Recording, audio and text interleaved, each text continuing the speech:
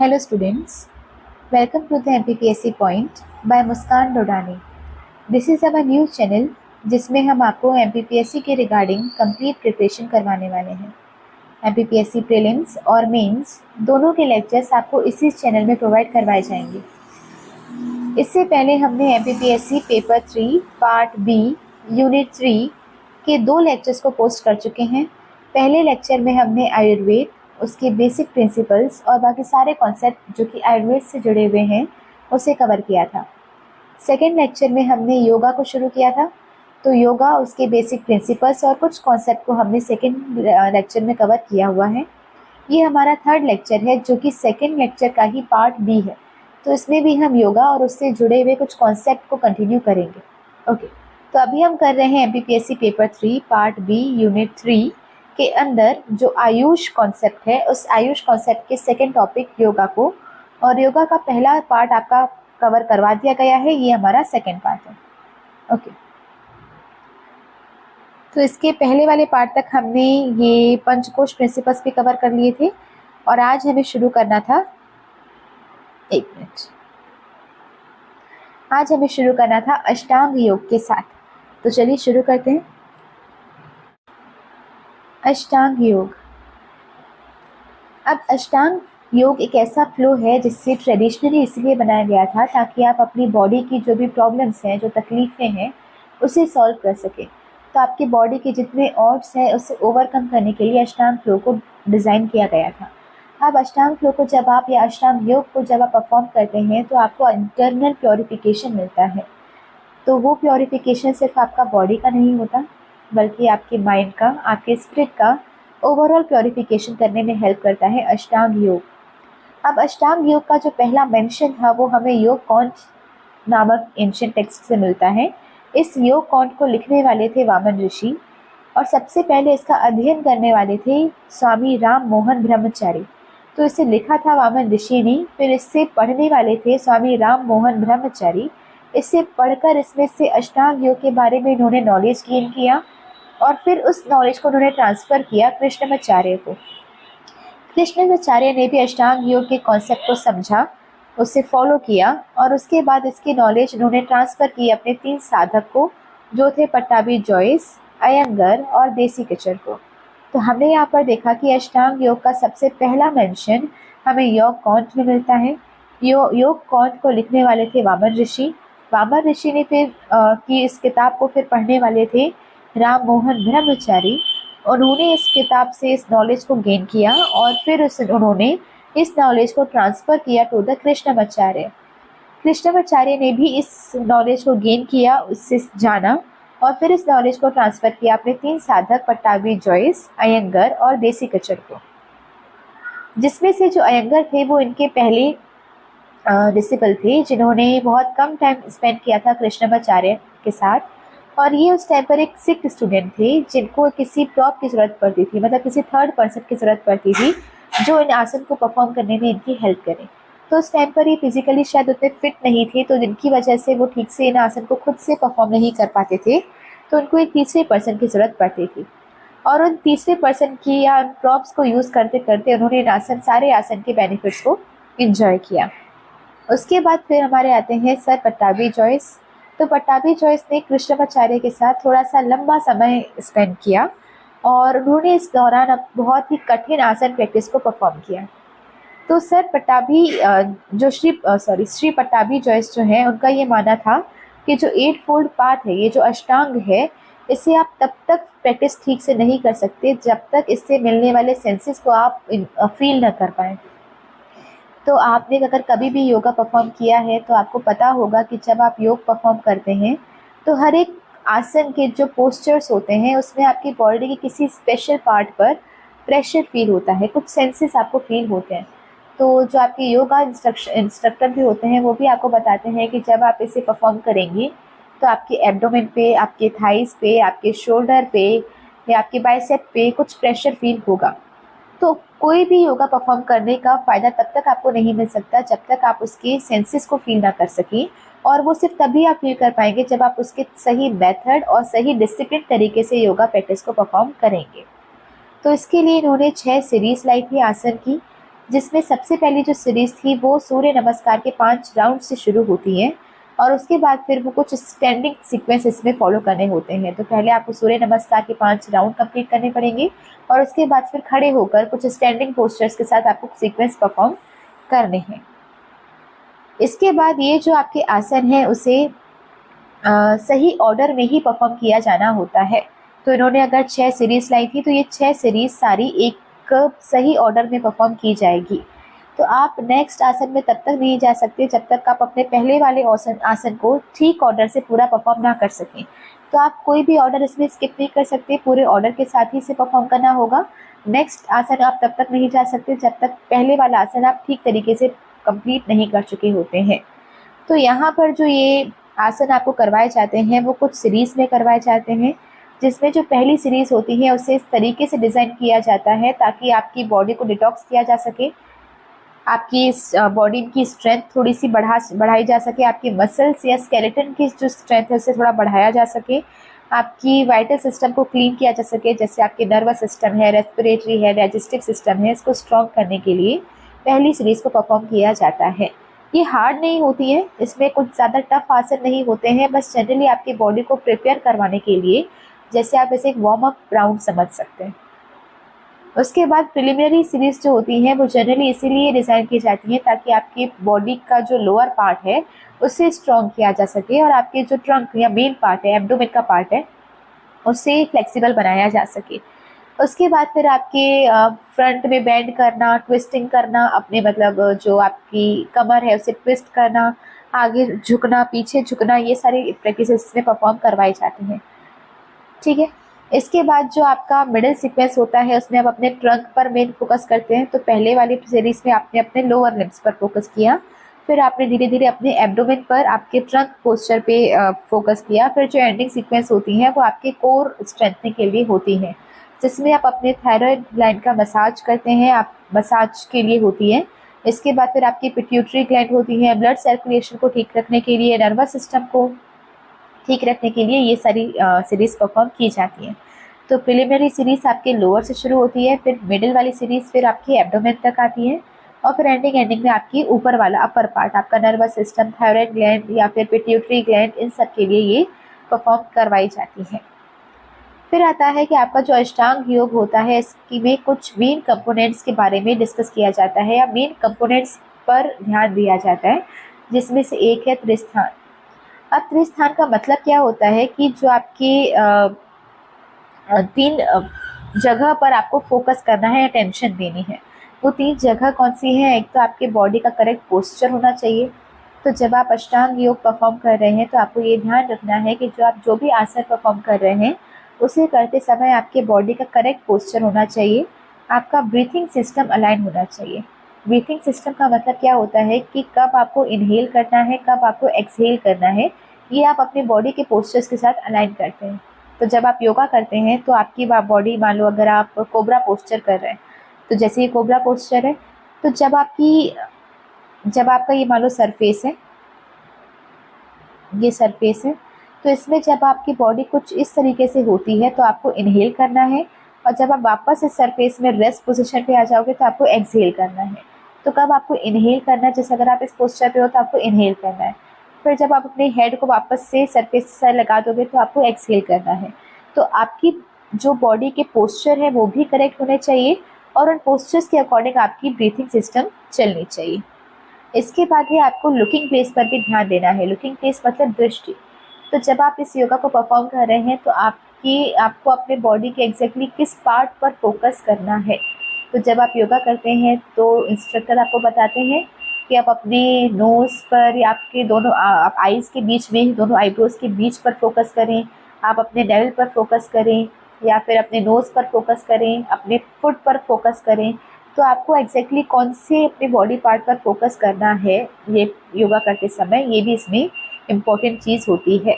तो इन्हीं तीनों चीज़ों के बीच में का यूनियन बिठाना, मतलब सही पोस्चर भी हो, उसके साथ अलाइन आपका ब्रीथिंग भी हो और आप सही जगह पर फोकस कर रहे हो, लुकिंग प्लेस आपकी सही हो, तो इन तीनों के यूनियन को हम त्रिस्थान कहते हैं। तो ये आपके योगा प्रैक्टिस के समय बहुत ही ज़रूरी होता है और ये आपको 3 लेवल का प्योरीफिकेशन देता है। तो जब आप इस तीनों के बीच में या त्रिस्थान को आप यूनियन करवा लेते हैं तो आपकी बॉडी का, आपके नर्वस सिस्टम का, आपके माइंड का, तीनों लेवल पर आपका प्योरिफिकेशन होता है। चलिए, तो अष्टांग योग जो होता है वो 4 की फैक्टर्स पर फोकस करता है। सबसे पहले आती है आपकी ब्रीथिंग। तो आपकी जो ब्रीथिंग टेक्निक होती है, जब आप उस ब्रीथिंग को विन्यास के साथ परफॉर्म करते हैं तो उसे हम उज्जयी या फिर विक्टोरियस ब्रीथ कहते हैं। तो नॉर्मली जो आप इनहेल कर रहे हैं, एक्सहेल कर रहे हैं, जब आप इसे विन्यास के साथ परफॉर्म करते हैं तो उसे आप विक्टोरियस ब्रीथ कहते हैं। अब विन्यास क्या होता है?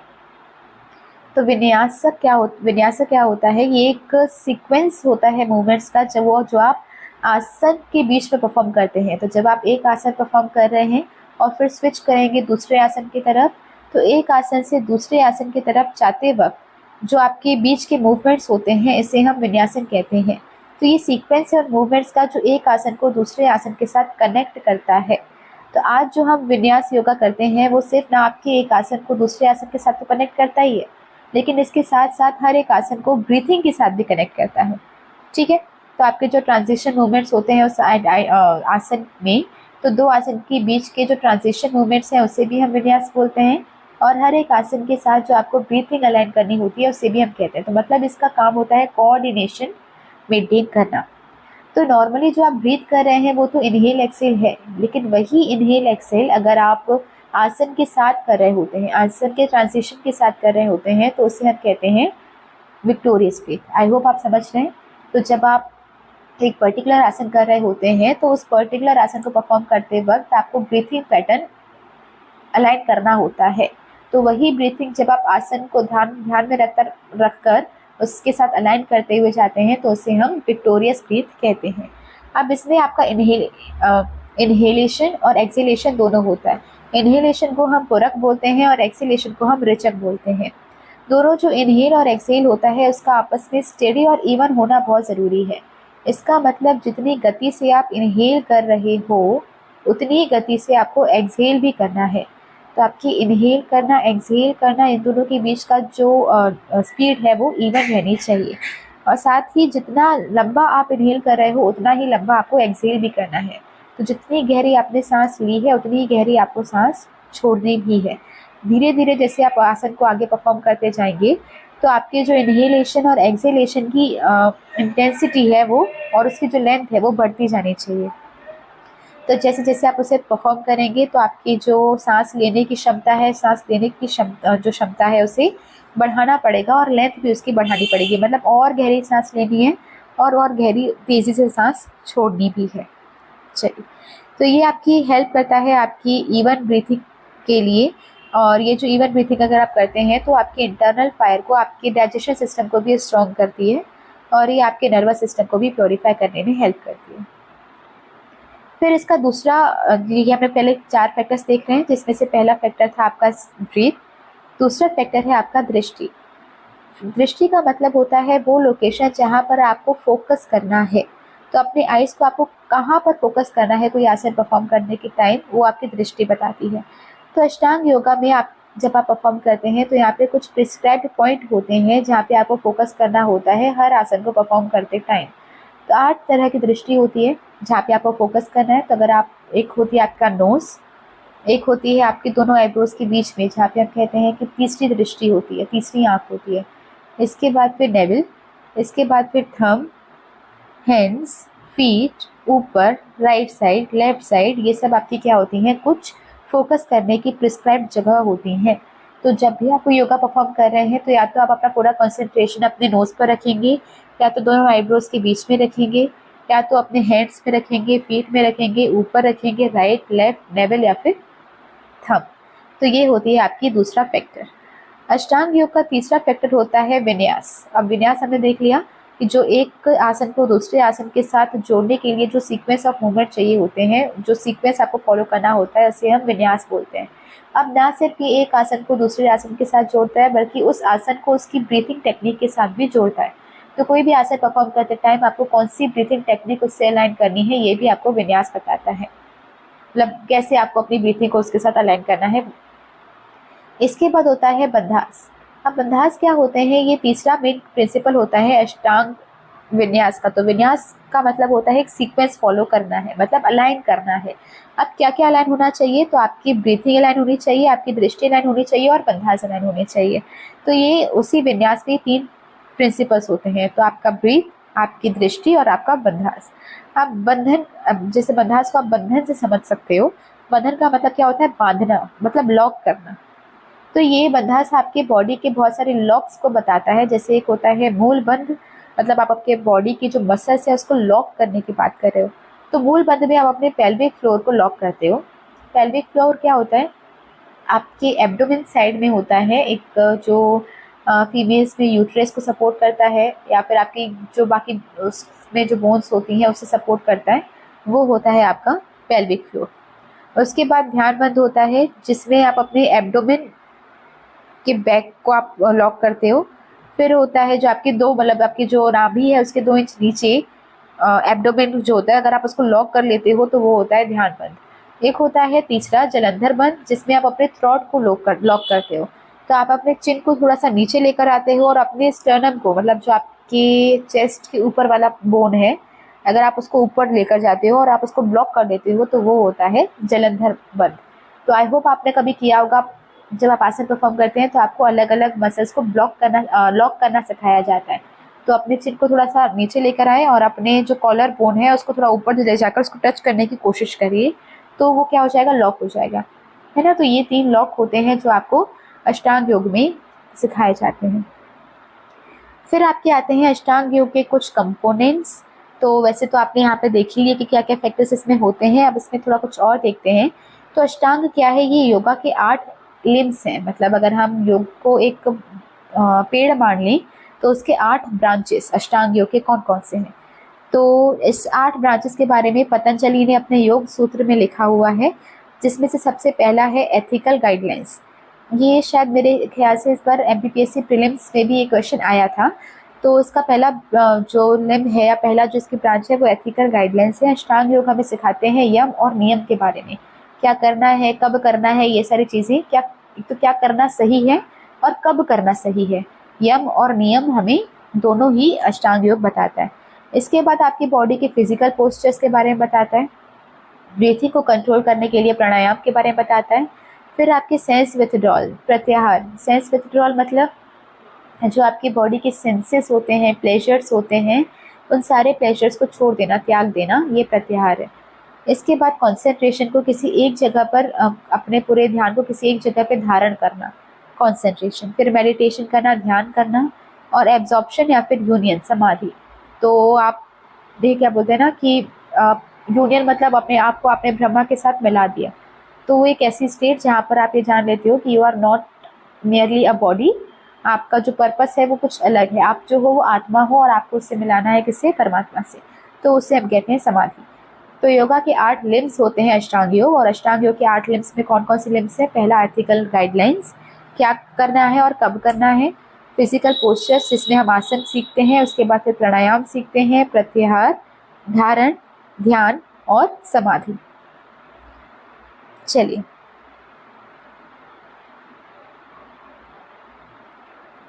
इसके बाद हम आते हैं आसन प्रैक्टिस पर। तो आसन प्रैक्टिस में क्या होता है, आप ये अष्टांग योग की फिजिकल प्रैक्टिस है, जिसमें मेजरली आप अपनी फिजिकल बॉडी मतलब की एक्सरसाइज पर ध्यान देते हो। तो इसमें कुछ सीक्वेंस होते हैं पोस्चर को जो आपको फॉलो करने होते हैं। पहले आपको ये परफॉर्म करना है, फिर आपको बॉडी के पोस्चर्स चेंज करते रहना होता है। और जो आप ये बॉडी के पोस्चर्स आप चेंज करते हो, उसका ऑर्डर पहले से ही डिसाइडेड होता है। तो आप कब कौन सा ऑर्डर पोस्चर करने वाले हो वो पहले से डिसाइडेड होता है। जैसे आप अगर सूर्य नमस्कार करते हैं तो सूर्य नमस्कार में आप अपनी बॉडी के पोस्चर्स को चेंज करते हैं, और वो किस क्रम में आप चेंज करेंगे वो क्रम पहले से ही डिसाइडेड होता है, आप आगे पीछे उसे नहीं कर सकते। फिर होता है ये भी जो आपकी प्री डिटरमाइंड ऑर्डर्स होते हैं, इसकी कुछ प्राइमरी सीरीज होती हैं, कुछ सेकेंडरी सीरीज होती हैं। प्राइमरी सीरीज को हम योग चिकित्सा बोलते हैं, योग थेरेपी बोलते हैं, जो कि फाउंडेशन बनाती है आपकी बॉडी का। तो आपकी बॉडी का डिटॉक्सिफिकेशन करने में, बॉडी को प्योरीफाई करने में के लिए ये हेल्प करती है। तो जैसे एक बार आपकी बॉडी डिटॉक्स हो गई, आपकी बॉडी प्योरीफाई हो गई, मतलब वो फाउंडेशन बन गया। अब उसी फाउंडेशन पर आपकी सेकेंडरी सीरीज परफॉर्म की जाएगी। तो इसको हम नाड़ी शोधन बोलते हैं या फिर नर्व प्योरीफिकेशन बोलते हैं। इसका मतलब ये यहाँ पर पहले तो हमने सिर्फ अपनी बॉडी को डिटॉक्स या प्योरीफाई किया था, अब यहाँ पर आप अपनी बॉडी जो फाउंडेशन जो आपने बनाया उसके ऊपर आप सेकेंडरी सीरीज को बिल्ड करेंगे, और ये आपकी बॉडी की डीपर एनर्जेटिक और इमोशनल लेवल पर जाकर उसे स्ट्रॉन्ग करने में हेल्प करता है। तो ये आपकी बॉडी के एनर्जी लेवल को बढ़ाएगा, आपकी बॉडी में इमोशनल बैलेंस को एस्टेब्लिश करने में ये हेल्प करेगा। फिर आता है विन्यास। विन्यास हमने पहले भी देखा था, एक मिनट। तो विन्यास हमने पहले भी देखा था कि अष्टांग योग क्या करता है कि आपकी बॉडी के मूवमेंट को अलाइन करता है विद योर ब्रीथिंग, तो उसे आप कहते हैं विन्यास। तो आपकी बॉडी की हर एक मूवमेंट जो होती है वो उसे कोऑर्डिनेट करना होता है आपकी इनहेलेशन और एक्सहेलेशन के साथ, ताकि आपकी बॉडी का मूवमेंट और ब्रीथिंग के बीच में कंटिन्यूस फ्लो मेंटेन रहे। और ये अगर आप विन्यास परफॉर्म करते हैं तो आपकी बॉडी के अंदर ये हीट जनरेट करने में हेल्प करता है, आपके नर्वस सिस्टम को प्योरीफाई करने में हेल्प करता है और आपकी मेडिटेटिव स्टेट को जागृत करता है। तो आपकी जो बॉडी है उसको एक ऐसे स्टेट पे लेकर जाता है जहाँ पर आपका मन बिल्कुल शांत हो जाता है। उसके बाद आता है इसमें बंधास और दृष्टि, दोनों को हमने देख लिया। दृष्टि का मतलब क्या होता है, किसी एक जगह पर प्रॉपर फोकस करना। तो आपकी अष्टांग योग में ऐसे 9 दृष्टिज होती हैं। फिर आपकी होती है बंधास। बंधास का मतलब होता है बॉडी को लॉक कर देना है, तो एनर्जी लॉक करना। ओके। तो फिर आपका आता है मैसूर स्टाइल। मैसूर स्टाइल को आप प्राइवेट ट्यूशन जैसे समझ सकते हैं। तो यहाँ पर इसे ट्रेडिशनली सिखाया जाता था सेल्फ पेस्ड, मतलब हर एक इंडिविजुअल को इंडिविजुअलाइज्ड मैनर में ये योगा सिखाया जाता था, जिसे हम मैसूर स्टाइल कहते थे। तो स्टूडेंट्स यहाँ पर इस अष्टांग योग के सीक्वेंस को प्रैक्टिस करते थे अपने खुद के पेस पर, और फिर यहाँ पर एक टीचर होता था जो उनको गाइड किया करता था, पर्सनलाइज्ड उनको इंस्ट्रक्शन दिया करता था और उनके एडजस्टमेंट किया करता था जैसे रिक्वायर्ड हो। तो अगर कोई स्टूडेंट है जो कि थोड़ा सा स्पेशली एबल्ड है, अगर उससे हमें, या सिर्फ ज़रूरी नहीं है कि स्पेशली एबल्ड हो, मैंने सिर्फ एग्जांपल लिया, तो उससे क्या करना पड़ेगा, उसे मैसूर स्टाइल लेना पड़ेगा। अब वो सबके साथ मिलकर सबके जैसा योगा नहीं कर सकता, तो यहाँ पर उसका एक टीचर रहेगा जो उसे गाइड करेगा कि उसे किस लिमिट तक कौन सा पोस्चर परफॉर्म करना है, और एडजस्टमेंट करता रहेगा जैसे उन्हें रिक्वायरमेंट होगी। ओके। फिर आपका आता है डेली प्रैक्टिस करना। ये सबसे ज़्यादा इम्पोर्टेंट होता है। अष्टांग योग में सबसे मेन चीज़ होती है उसकी कंसिस्टेंसी और उसकी डेडिकेशन। तो अगर आप इस योगा में डेडिकेटेड नहीं है, कंसिस्टेंट नहीं है, तो फिर अष्टांग योग का कोई फ़ायदा नहीं होने वाला। तो यहाँ पर आपको एनकरेज किया जाता है कि आप उस अष्टांग योग को अपनी डेली प्रैक्टिस में ले आएँ, तो आप उसे रेगुलरली परफॉर्म करें। चलिए, तो यहाँ पर अष्टांग योग मेथड जो होता है वो ट्रेडिशनली सिर्फ मतलब हमें सिखाया जाता है कि 6 दिन आपको परफॉर्म करना है एक हफ्ते में। तो एक हफ्ते में 6 दिन आप इसे परफॉर्म करेंगे। सैटरडेज को आप इसमें रेस्ट लेंगे, और जब भी न्यू मून होगा या फिर फुल मून डेज होंगे तो आप इसे परफॉर्म नहीं करेंगे, उस दिन आप इसमें ब्रेक लेंगे।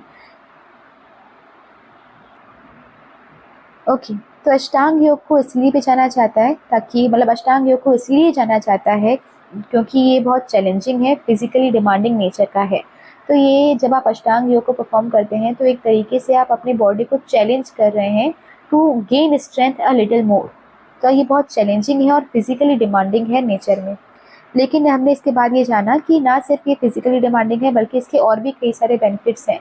तो अगर आप इसे परफॉर्म करते हैं तो आपको स्ट्रेंथ मिलती है, फ्लेक्सिबिलिटी आती है आपकी बॉडी के अंदर, आपकी बॉडी में एक प्रॉपर बैलेंस आता है, मेंटल क्लैरिटी आती है, डीपर सेंस आता है इनर पीस का। तो आपको एक फीलिंग आती है, अंदरूनी एक पीस आप फील कर सकते हो, और आपकी बॉडी में ओवरऑल वेलबींग आती है। ओवरऑल मतलब फिजिकली भी आप फिट हो, मेंटली भी और स्पिरिचुअली भी। तो ये हर एक प्रैक्टिशनर के लिए हर लेवल्स पर ये बहुत ही सुटेबल होता है, चाहे वो बिगिनर्स हो चाहे एडवांस स्टूडेंट हो। तो इसका कोई ऐसा टाइम नहीं होता कि हम शुरू नहीं कर सकते या हमसे नहीं होगा, तो हर कोई इसे शुरू कर सकता है। और आप इसमें कभी भी जितने भी एक्सपर्ट हो जाओ, आप ऐसी स्टेज पे नहीं पहुंच सकते कि अब आपको अष्टांग योग की ज़रूरत नहीं है। तो चाहे आप बिगिनर्स हो चाहे आप एडवांस्ड स्टूडेंट्स हो, हर किसी के लिए ये बेनिफिशियल होता है, और इसे अडॉप्ट किया जा सकता है अपनी इंडिविजुअल नीड्स और एबिलिटीज़ को देखकर। तो जैसे अगर मैं बात करूँ कि अगर मैं मान लो अस्थमा स्टूडेंट हूँ, तो मेरे लिए अगर मैं धीरे धीरे प्राणायाम कर रही हूँ तो मैं अपनी इस प्रॉब्लम को सॉल्व कर सकती हूँ। तो मेरा फोकस प्राणायाम पे ज़्यादा होगा, आसन पे कम होगा। अब कोई पर्सन है जो ओबेसिटी से प्रेरित है या फिर ओबेसिटी है उसे, तो उसमें उसका ज़्यादा फोकस आसन पे रहेगा, ना कि आपके प्राणायाम पर। तब अपनी पर्सनल नीड्स के अकॉर्डिंग आप ये देख सकते हो कि आपको किस पर ज़्यादा फोकस करना है और उसके हिसाब से आप एडजस्टमेंट कर सकते हैं। तो यहाँ पर हमने देखा आसन के बारे में, सॉरी अष्टांग योग के बारे में। ओके ओके, तो हमारा नेक्स्ट टॉपिक है शतकर्म। तो जैसे हमने आयुर्वेद में पंचकर्म के बारे में पढ़ा था, वैसे ही योगा में शतकर्म होते हैं। इन शतकर्म 6 तरह के कर्मों में आपका नेति, बस्ती, धौती, त्रटक, नौली और कपालभाति आते हैं। अब शतकर्म के अगर आप लिटरल मीनिंग पे जाएंगे तो शतकर्म एक संस्कृत वर्ड से ओरिजिन हुआ इसका, जिसका लिटरल मीनिंग है शत का मतलब 6 और कर्म का मतलब होता है एक्शन या फिर टेक्निक को परफॉर्म करना। तो शतकर्म का मतलब होता है 6 तरह की टेक्निक्स। अब इस शतकर्म को परफॉर्म इसलिए किया जाता है ताकि आपकी बॉडी के अंदर से क्लींजिंग हो सके, तो आपके बॉडी में जो भी टॉक्सिन्स हैं उससे रिमूव किया जा सके और आपकी बॉडी को वापस से प्योर किया जा सके। इसके लिए शतकर्म परफॉर्म किया जाता है। जब आप शतकर्म को परफॉर्म करते हो तो आपकी बॉडी के जो दोष हैं उनके बीच में बैलेंस एस्टेब्लिश होता है। तो 3 तरह के दोष होते हैं, वात, पित्त और कफ। इन तीनों तरह के दोषों के बीच में बैलेंस को एस्टेब्लिश करता है ये शतकर्म, जिससे जो पर्सन इस योगा को परफॉर्म कर रहा है उसके अंदर कैपेबिलिटीज आती है कि वो टफर योगा मतलब हायर लेवल ऑफ योगा को परफॉर्म कर सके। तो शतकर्म एक क्लींजिंग प्रैक्टिसेस है, आपके बॉडी के अंदर मतलब आपकी जो बॉडी है उसको अंदर से प्योरीफाई करता है। इसके अलावा दोष के बीच में बैलेंस एस्टेब्लिश करता है और प्रैक्टिशनर को रेडी करता है for the higher practices of yoga. इससे आपके टॉक्सिन्स रिमूव होते हैं, इम्प्योरिटीज़ आपकी दूर होती है और साथ ही में आपको हेल्दी बॉडी मिलती है। इसके साथ साथ जो शतकर्म होते हैं वो ये भी इंश्योर करते हैं कि आपकी बॉडी के अंदर जो प्राण है, मतलब जो फोर्स है, जो आपकी बॉडी के अंदर एक एनर्जी है, उसका फ्लो ठीक तरीके से होता रहे। अब ये जो 6 तरह के शतकर्म होते हैं वो कौन कौन से होते हैं, तो सबसे पहले नेति होता है। नेति का मतलब होता है नेज़ल क्लींजिंग, मतलब अपने नाक को साफ करना। तो हमारे नोज़ के अंदर जो एक्सेस म्यूकस होता है, जिससे कहते हैं कि सर्दी होती है, सर्दी भरी होती है, वो उसे साफ करने में ये हेल्प करता है। इसे हम करते कैसे हैं, तो एक हल्के गर्म पानी में नमक डालकर उसको आप अपने नेति पॉट के थ्रू नेति पॉट को यूज़ करके हम अपने नोज स्ट्रेस में उस पानी को डालते हैं। तो नेति पॉट होता कैसा है, कुछ इस तरह का पॉट होता है, कुछ ऐसा पॉट रहेगा जिसके अंदर आप पानी भर देंगे, जो थोड़ा गर्म हल्का गर्म पानी होगा विथ सम सॉल्ट, और फिर आप इस पॉइंट के थ्रू अपने नोज़ में ये गर्म पानी डालते हैं। ठीक है, जिससे क्या होता है आपके नोज़ के अंदर से क्लींजिंग होती है। चलिए, तो ये भी 2 तरह की नेति होती है, एक होती है आपकी जल नेति जिसे हम वाटर नेति बोलते हैं, दूसरी होती है सूत्र नेति जिसे हम थ्रेड नेति बोलते हैं।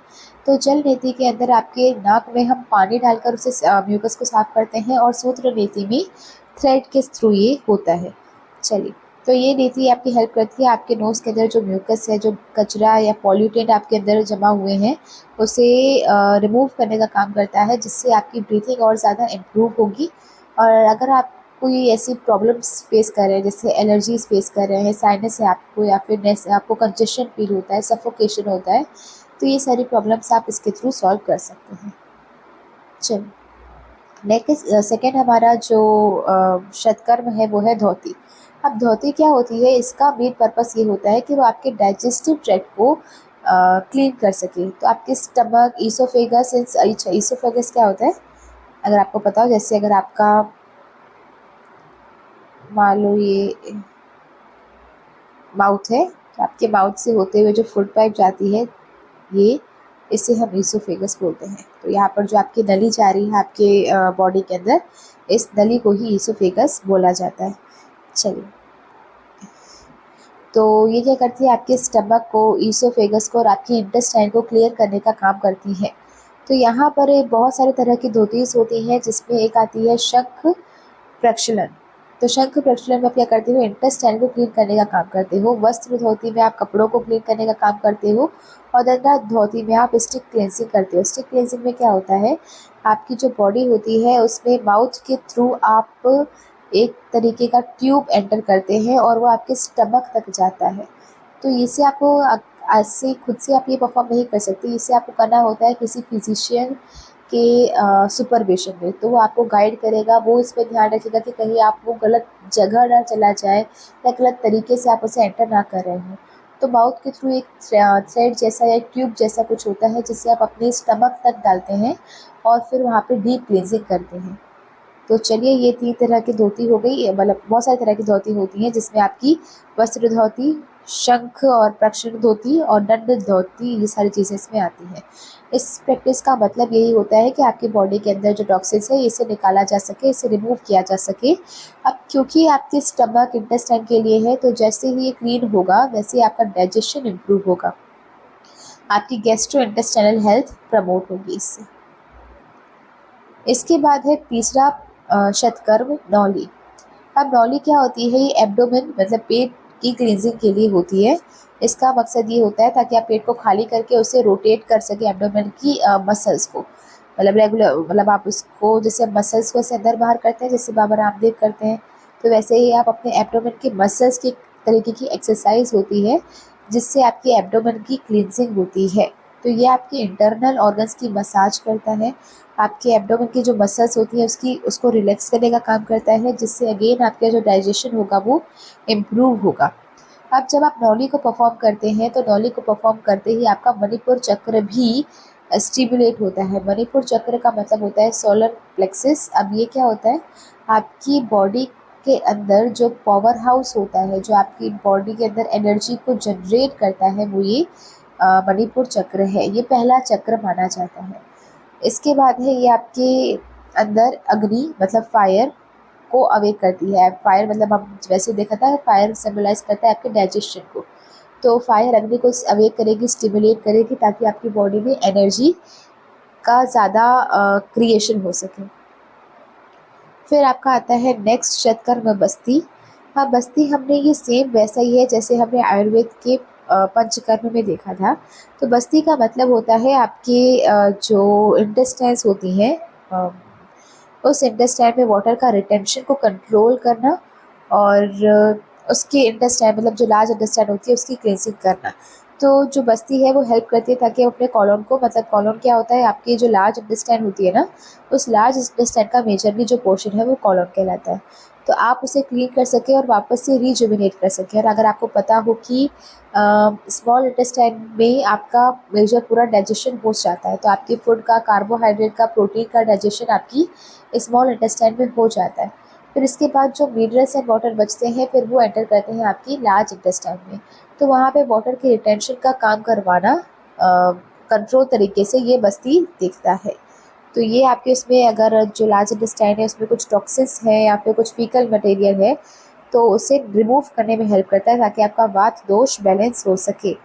इसे सबसे ज़्यादा इम्पोर्टेंट शतकर्म माना जाता है जो आपकी ओवरऑल हेल्थ को इम्प्रूव करती है।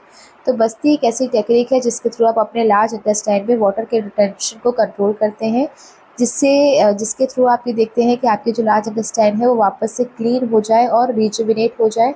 इसके अंदर आपके कोई भी टॉक्सिन वगैरह या कुछ ऐसा वेस्ट मटेरियल होता है तो आप उसे बॉडी से रिमूव करने का काम करते हैं ताकि वात दोष बैलेंस रहे, और ये सबसे इम्पॉर्टेंट माना जाता है आपकी ओवरऑल हेल्थ के लिए। इसके बाद नेक्स्ट है आपका कपालभाति। तो आपने कभी भी अगर योगा को परफॉर्म किया है, आपने कभी प्राणायाम किया है, तो आप कपालभाति को जानते होंगे कि एक ब्रीथिंग टेक्निक होती है जिसके थ्रू आप पहले धीरे से सांस लेते हैं और फिर तेज़ी से सांस छोड़ते हैं। तो धीरे से सांस लेंगे, तेज़ी से सांस छोड़ेंगे। तो ये क्या होता है? फोर्सफुल एक्सहेल होता है और पैसिव इनहेलेशन होता है। तो धीरे धीरे से सांस लेनी है और तेज़ी से सांस छोड़नी है। तो ये डायनामिक ब्रीथिंग एक्सरसाइज होती है जो आपके रेस्पिरेटरी पैसेज को, तो जब आप सांस लेते हो तो जिस पैसेज के थ्रू, जिस चैनल के थ्रू आपकी सांस ट्रैवल करती है, आपकी जो ऑक्सीजन है वो ट्रैवल करती है बॉडी में, उसे क्लीन करने का काम करती है। साथ ही आपके ब्लड को ऑक्सीजनेट करने का काम भी करती है। तो आपके ब्लड जो में अगर कार्बन डाइऑक्साइड है तो उसे हटाकर उसमें ऑक्सीजनेट करने का काम करता है कपालभाति। इससे जब आप इसे परफॉर्म करते हैं तो आपकी बॉडी और आपके माइंड दोनों में एनर्जी का फ्लो बढ़ जाता है और ये अगेन आपके मणिपुर चक्र को स्टिमुलेट करती है। मणिपुर चक्र हमने इससे पहले भी देखा था कि मणिपुर चक्र आपकी बॉडी का एक पावर हाउस होता है जिससे आपकी बॉडी में जो एनर्जीज का जनरेशन होता है वो ज़्यादा होता है। ये आपको मेंटल क्लैरिटी भी देता है और आपको अलर्टनेस देता है। तो कपालभाति तरीके की ब्रीथिंग टेक्निक है जिसमें आप आराम से सांस लेते हैं और तेज़ी से सांस छोड़ते हैं। ये इंश्योर करता है कि आपके जो रेस्पिरेटरी पैसेजेस हैं, चैनल्स हैं आपकी बॉडी के अंदर, वो क्लीन हो जाए ताकि आपके अंदर ऑक्सीजन का फ्लो अच्छे तरीके से हो सके, आपका ब्लड जो है वो ऑक्सीजनेट हो सके, आपकी बॉडी रिलैक्स हो सके, मतलब एनर्जेटिक हो सके और माइंड एनर्जेटिक हो सके। तो ये होता है आपका कपालभाति। फिर आपका आता है नेक्स्ट शतकर्म त्रिटक। जो त्रिटक होती है वो एक कंसंट्रेशन की एक्टिविटी होती है जिसमें आप क्या करते होते हो, एक कंसंट्रेटेड गेजिंग या फिर स्टडी गेजिंग कर रहे होते हैं फिक्स्ड पॉइंट पर। तो एक फिक्स पॉइंट आपने डिसाइड कर लिया और इसी पर ही आप अपना फोकस से देखते रहोगे। तो जैसे कैंडल की फ्लेम हो गई या कोई सिंबल हो गया या कोई ऑब्जेक्ट हो गया। तो जैसे अगर आपने मोमबत्ती जला दी और आप लगातार उसकी फ्लेम को ही देखे जा रहे हो, या आपने कोई ऑब्जेक्ट टांग दिया और लगातार आप उसके किसी एक पॉइंट पर ही देख रहे हैं, कोई सिंबल है जिसे आप देख रहे हैं और लगातार उसी पॉइंट पर ही देख रहे हैं जिससे आपका कॉन्सेंट्रेशन बढ़ेगा, तो इस एक्टिविटी को आप कहते हैं त्रिटक।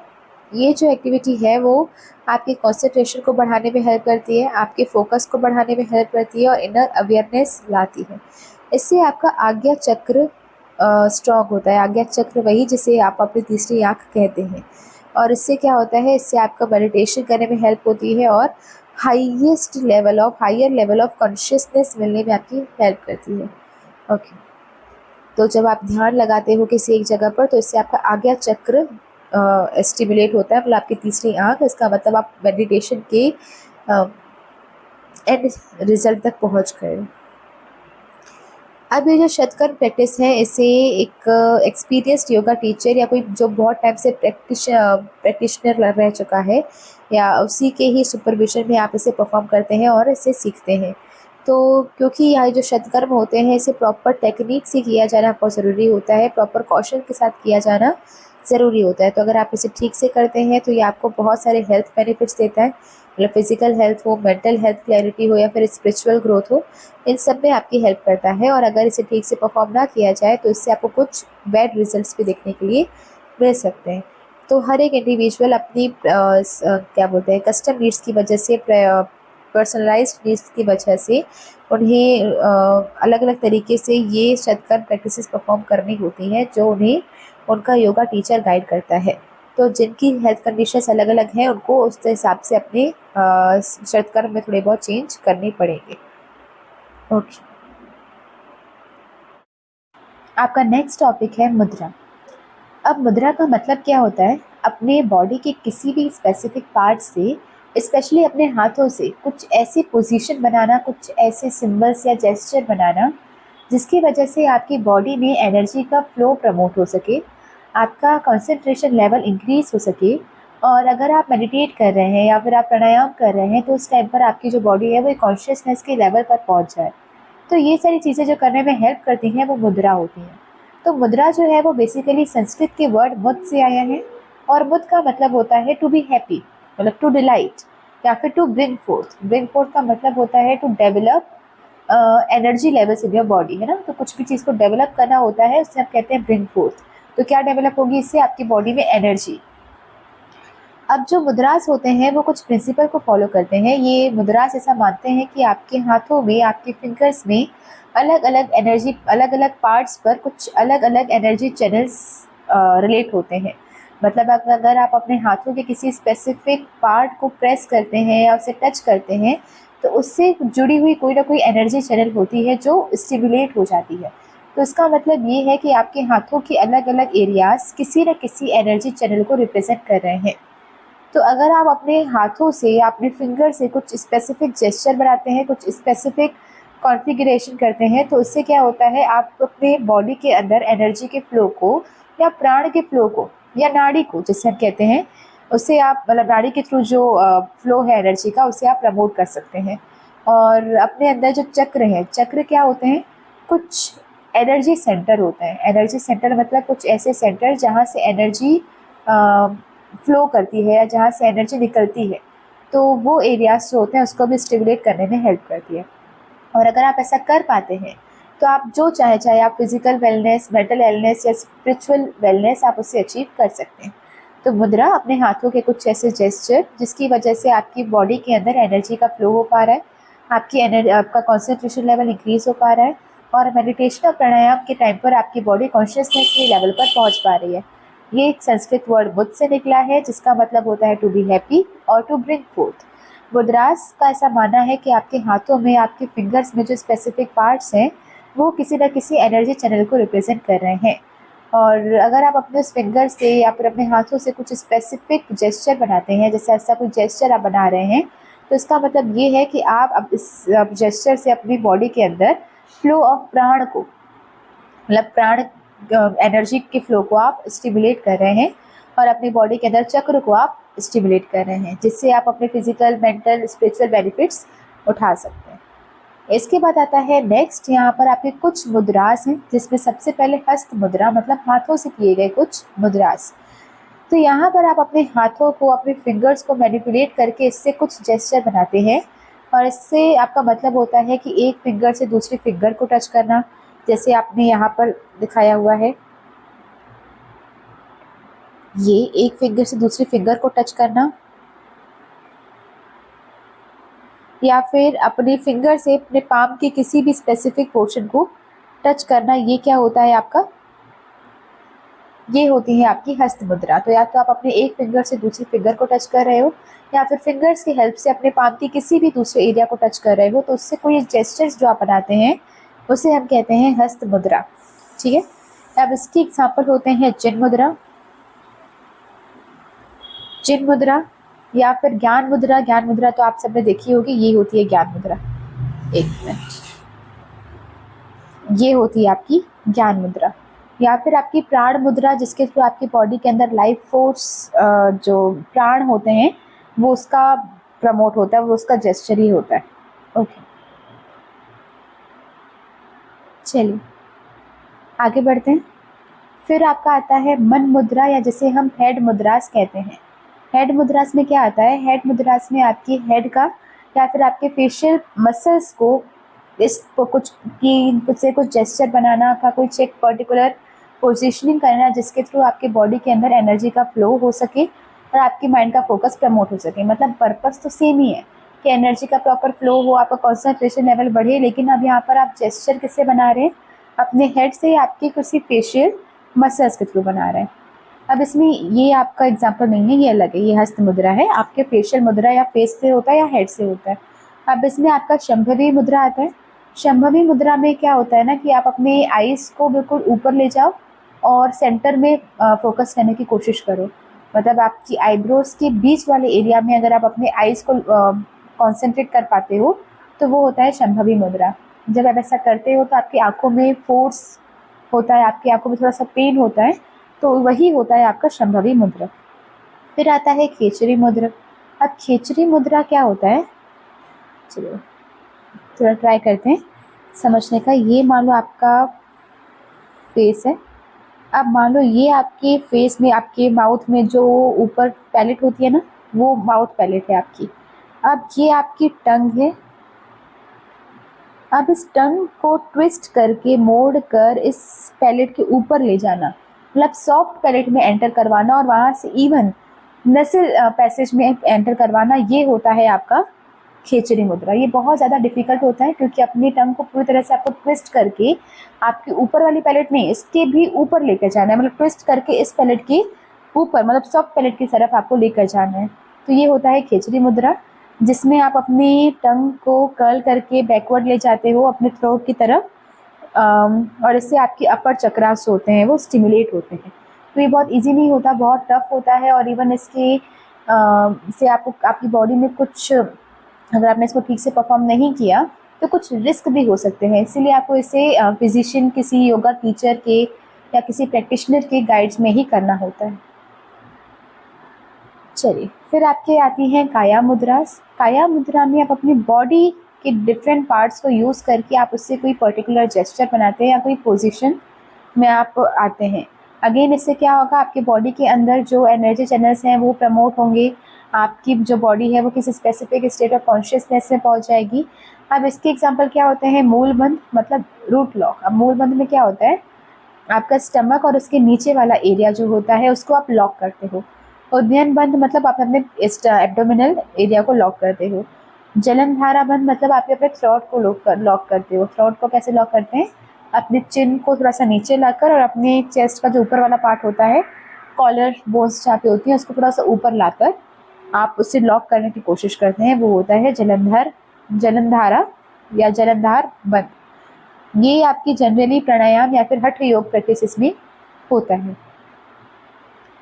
इसके बाद होता है आधार मुद्रा या फिर पेरिनियल मुद्रा। अब इस मुद्रा में क्या होता है, आप अपने पेल्विक फ्लोर मतलब आप वही जो आपके प्राइवेट एरियाज अगर हम कह सकते हैं, उस पेल्विक फ्लोर एरिया को फिर आपका आता है आधार मुद्रा या फिर पेरिनियल मुद्रा। इस मुद्रा में आप क्या करते हो, अपने पेरिनियम या फिर आपका जो पेल्विक फ्लोर होता है, वही जो आपकी बॉडी में जो फीमेल में जो यूट्रस होता है उसे सपोर्ट करता है, वहाँ पे वो पेल्विक फ्लोर एरिया उस मतलब उसके लिए ये मुद्रा होती है।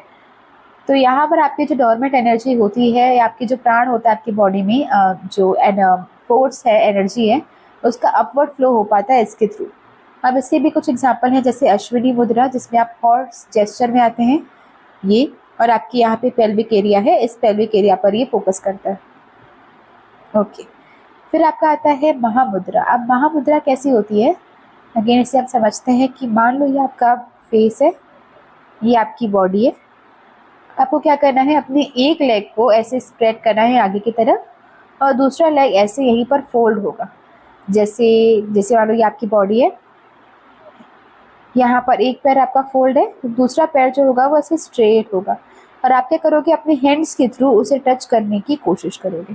तो ये जो मुद्रा बनेगी ये बनेगी महामुद्रा या फिर ग्रेट जेस्चर। आई होप आप समझ पा रहे हैं। तो आपकी ये बॉडी है, ये आपका एक पैर मुड़ा हुआ है, दूसरा पैर ऐसे स्ट्रेट होगा और अपने हैंड्स के थ्रू आप इसे टच करने की कोशिश करेंगे। तो ये जो मुद्रा बनेगी उसे हम महामुद्रा कहेंगे।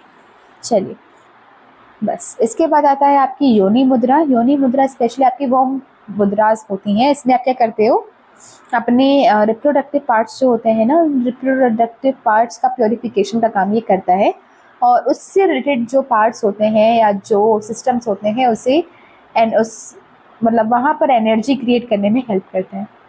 तो ये योनि मुद्रा जो होती है वो यूट्रस जेस्चर होता है। केकरी मुद्रा जो वॉर्म जेस्चर होता है, इसमें आपकी विजुअलाइजेशन और मतलब आप जो भी आप विजुअलाइजेशन मतलब कहाँ पे आप अपना ध्यान एकत्रित कर रहे हैं या फिर कहाँ पर आप अपना कंसंट्रेशन लगा रहे हैं।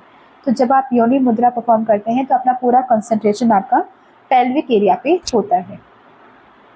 चलिए, तो इससे हमने देखा कि जो मुद्राज हैं वो आप इंडिविजुअली ऐसे भी परफॉर्म कर सकते हो विदाउट एनी अदर आसन, और कई बार आप इसे किसी आसन के साथ या किसी प्राणायाम के साथ या मेडिटेशन के साथ इसे कंबाइन करके परफॉर्म कर सकते हो। जैसे हम देखते हैं, हम जब मेडिटेट करते हैं तो हम जनरली ये वाली मुद्रा करते हैं, मतलब जब आप ऐसे बैठते हैं पालथी मारकर तो फिर आप ऐसी मुद्रा करके बैठते हैं।